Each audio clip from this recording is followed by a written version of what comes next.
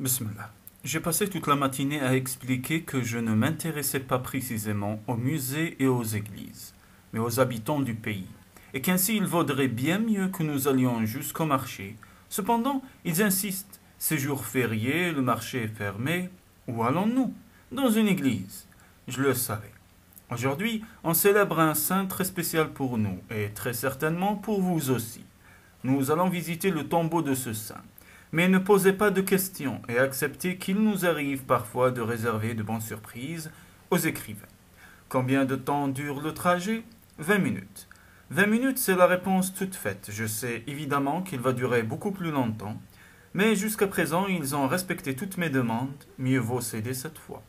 Je suis à Erevan, en Arménie, ce dimanche matin. Je monte résigné dans la voiture, je vois au loin le mont Arara, couvert de neige, je contemple le paysage autour de moi.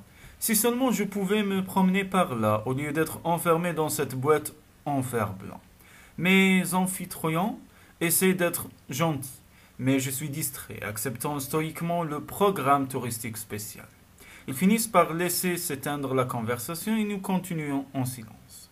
50 minutes plus tard, je le savais, nous arrivons dans une petite ville et nous nous dirigeons vers l'église bondée. Je vois qu'ils sont tous en costume et cravate. L'événement est très formel et je me sens ridicule car je porte simplement un t-shirt et un jean. Je sors de la voiture, des gens de l'Union des écrivains m'attendent, m'offrent une fleur, me conduisent au milieu de la foule qui assiste à la messe. Nous descendons un escalier derrière l'autel et je me trouve devant un tombeau. Je comprends que le saint doit être enterré là, mais avant de déposer la fleur, je veux savoir précisément à qui je rends hommage.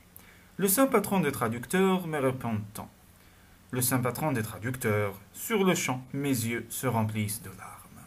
Nous sommes le 9 octobre 2004. La ville s'appelle Oshakan et l'Arménie est, à ma connaissance, le seul lieu au monde qui déclare fête nationale et célèbre en grand style le jour du saint patron des traducteurs, Saint Mesrob. Outre qu'il a inventé l'alphabet arménien, la langue existait déjà mais seulement sous forme orale, il a consacré sa vie à transcrire dans sa langue maternelle les textes les plus importants de son époque, qui étaient écrits en grec, en persan ou en cyrillique. Lui et ses disciples se sont consacrés à la tâche gigantesque de traduire la Bible et les principaux classiques de la littérature de son temps. Dès lors, la culture du pays a acquis son identité propre, qui s'est maintenue jusqu'à nos jours. Le saint patron des traducteurs, la fleur à la main, je pense à toutes les personnes que je n'ai jamais rencontrées et que je n'aurai peut-être jamais l'occasion de connaître, mais qui en ce moment ont mes livres en main, essayant de donner le meilleur d'elles-mêmes pour rendre fidèlement ce que j'ai voulu partager avec mes lecteurs. Mais je pense surtout à mon beau-père, Cristiano Monteiro, Oiticica, profession traducteur. Aujourd'hui, en compagnie des anges et de Saint Mesrob, il assiste à cette scène. Je me souviens de lui collé à sa vieille machine à écrire, se plaignant très souvent que son travail fût mal payé, ce qui est malheureusement encore vrai de nos jours. Aussitôt après, il expliquait que la vraie raison pour laquelle il poursuivait cette tâche était son enthousiasme de partager un savoir qui, sans les traducteurs, n'arriverait jamais jusqu'à son peuple.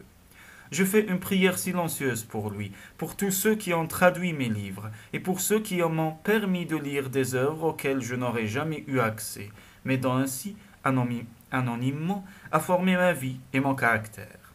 En sortant de l'église, je vois des enfants dessinant l'alphabet, des sucreries en forme de lettres, des fleurs et encore des fleurs. Quand l'homme a montré son arrogance, Dieu subhanahu a détruit la tour de Babel, et tous se sont mis à parler des langues différentes, mais dans son infinie bienveillance, il a créé également une sorte de gens qui allaient reconstruire ces ponts, permettre le dialogue et la diffusion de la pensée humaine. Cet homme ou cette femme, dont nous nous donnons rarement la peine de connaître le nom, quand nous ouvrons un livre étranger, le traducteur.